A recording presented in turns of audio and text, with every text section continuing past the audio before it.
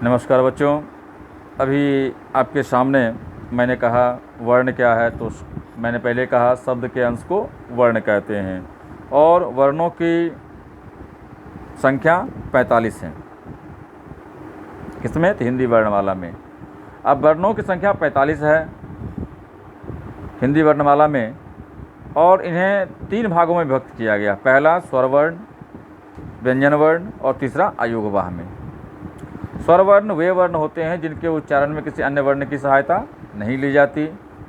व्यंजन वर्ण वे वर्ण होते हैं जिनके उच्चारण में किसी अन्य वर्ण की सहायता ली जाती है। स्वर वर्णों की कुल संख्या 11 है और व्यंजन वर्णों की 33। अयोगवाह क्या है? अब कहता है जब अनुस्वार और विसर्ग को, अनुस्वार या विसर्ग को जब अ के साथ जोड़ा जाता है, अनुस्वार या विसर्ग को जब अ के साथ जोड़ा जाता है तो उनसे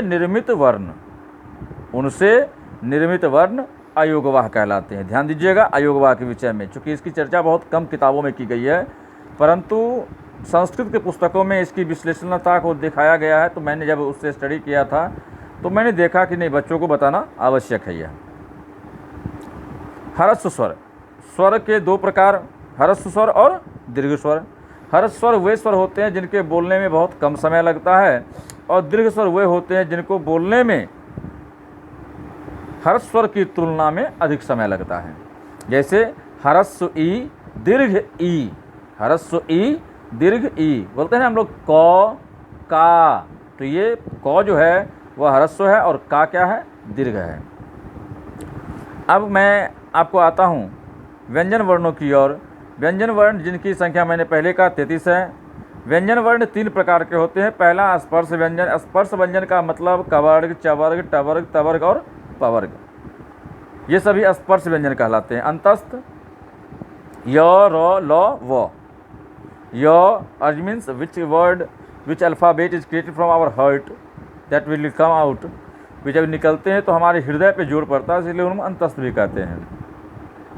और इनकी संख्या 4 है, य, र, ल, व। फिर आते हैं उष्म वर्ण की ओर। उष्म वर्ण जो होता है वे वर्ण जिनके उच्चारण में स्वर वर्ण की तुलना में अधिक समय लगता है।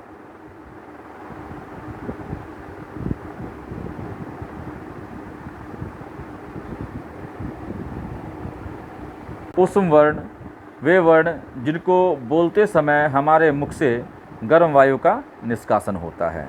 उसके बाद मैं आता हूँ वाक्य क्या है। तो भाषा की सबसे छोटी इकाई को वाक्य कहते हैं और ये 2 तरह के होते हैं। पहला सार्थक और दूसरा निरर्थक। सार्थक का मतलब जो अर्थ से युक्त होता है और निरर्थक का मतलब जिसमें का कोई अर्थ ना निकले, या वाक्य तो लिखा हुआ है परंतु उसका कोई अर्थ स्पष्टीकरण नहीं हो पाता है। कहता है कि जैसे सार्थक शब्दों में मंदिर, पुस्तक, कलम इत्यादि ये सभी सार्थक शब्द हैं। निरर्थक में हम लोग जैसे कहते हैं ए फटाफट चटाचट मारेंगे। What is this? It means जिस शब्द का मीनिंग नहीं निकल पाए, जिसका शब्द का अर्थ अस्पष्ट हो, अस्पष्ट अर्थ वाले शब्दों को हम लोग निरर्थक शब्द कह सकते हैं।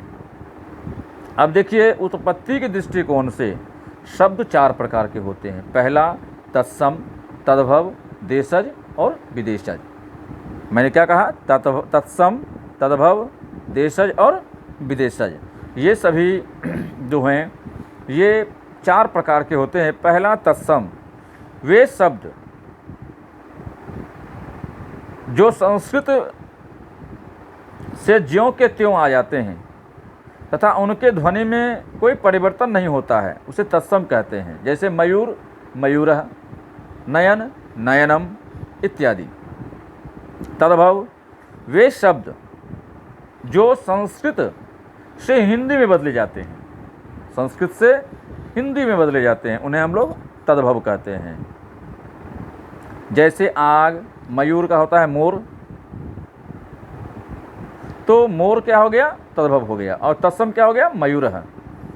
कहते हैं देशज। जिन शब्दों की उत्पत्ति हमारे देश की भाषाओं से होती है उसे देशज कहते हैं। जैसे लोटा, डोरी, चक्की, ये सभी शब्द जो हैं जो हमारे देश में आम तौर पर हम लोग यूज करते हैं, प्रयोग में लाते हैं, उसे हम लोग देशज शब्द कहते हैं।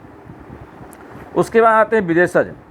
दूसरी भाषाओं से आए हुए विदेश के शब्द जो हम लोग आम तौर पर आजकल प्रयोग करते हैं, जैसे आर्मिला, आल्पिन इत्यादि।